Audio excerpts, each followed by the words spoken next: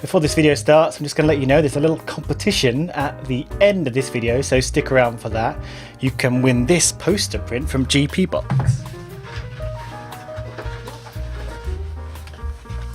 Huh? Mercedes made all the headlines on day 2 of winter testing last week when they revealed they had developed a dual-axis steering, or DAS system, which changed not just the steering angle of the wheels, but the toe angle between them. To help understand why the system is so beneficial, we need to go over what toe is, so that's what we're going to do in this video. Toe is technically a part of the suspension setup that will be adjusted for each particular track. It describes the angle of the wheels relative to the perfect, straightforward direction of the car. So wheels with zero toe will point straight ahead. Wheels with positive toe will point inwards towards the centre line of the car. Wheels with negative toe will splay outwards, like this. Now I'm using extreme angles here to demonstrate the point clearly. In reality, the differences between toe setups will be a matter of maybe 2 degrees either way at most. So what are the effects of toe? Common sense would have you think, just get the wheels pointing parallel, with zero toe, and then get them moving left and right together as you steer the wheel. Why on earth would you point them off-centre? Well, there are quite a few things that are affected by toe angle, or toe distance, as you can measure the toe as a difference between these two distances if you prefer. The first thing affected by toe angle is tyre wear. This should become quite apparent if you think about it. With zero toe, the front wheels are pointed straight ahead, so as you drive the car forward, the front wheels are just rolling freely on their axle. If the tyres are splayed out, the inside will be dragging somewhat along the track, heating and wearing the inside of the tread. Similarly, if the tyres are toe in, the outside of the tyre tread will be dragging somewhat along the track, causing temperature and wear issues that will need to be managed.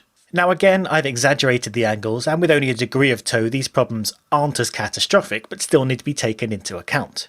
To minimise wear, you'd probably want to keep zero toe, particularly on the straights. Again, all things being equal, zero toe will give you the best straight line speed. If you introduce toe angle to your front wheels, they're wanting to go in slightly different directions than straight ahead, so you're essentially wasting power dragging them along the track instead of free rolling as previously.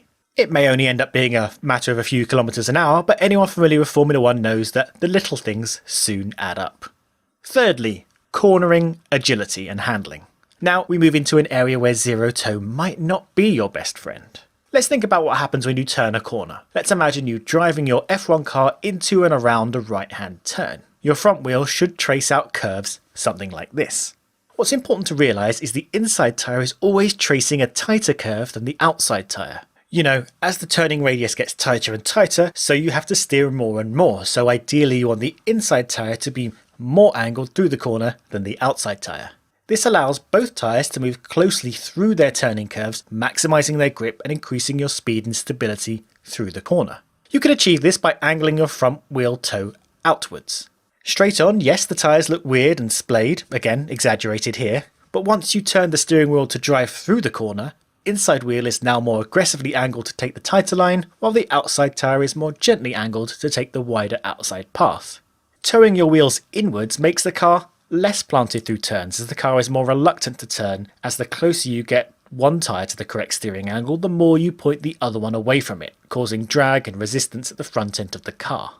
This leads us neatly to the last major effect of toe, which is straight line stability. Let's put our cars back on a long straight, but think about what we just said about cornering.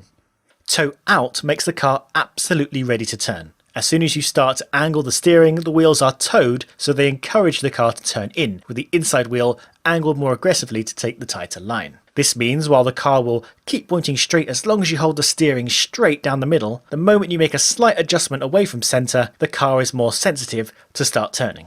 And holding the steering perfectly centred can be difficult when the car is bumping around or one tyre hits a crack in the road. Little disturbances make the car want to hoik itself left and right.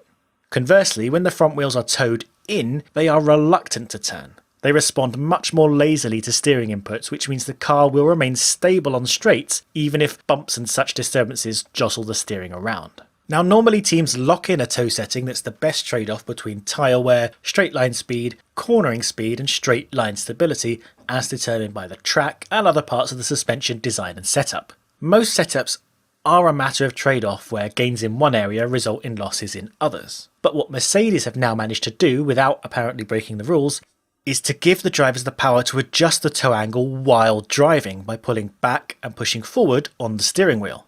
The dual-axis steering system allows the driver to pull back on the steering wheel to bring the toe in and push it forward to pull the toe out. This has a number of ramifications, the obvious one being they can straighten up the tyres for the straights to increase their speed and reduce wear, etc., while also pulling the toe out for the corners to increase handling and speed. A really simplified version of all of the above is zero toe for good straights, negative toe for corners. Mercedes can handle that. But of course, toe isn't just a matter of being in or out. There are fine adjustments in between. All corners are different. If Mercedes drivers get a good feel for the DAS, they can try and get the toe as close to perfect for every type of corner. A tighter corner would benefit from a more dramatic toe out, as the relative difference between the inner and outer lines is more pronounced. And on another note, I have sort of spoken about rising tyre temperatures as if they're a bad thing, but getting heat into the rubber is an important part of performance. And getting the right amount of heat across the whole tyre is particularly important. As mentioned, when the tyres are toe out, they tend to overly heat the inside rubber, and vice versa with toe in.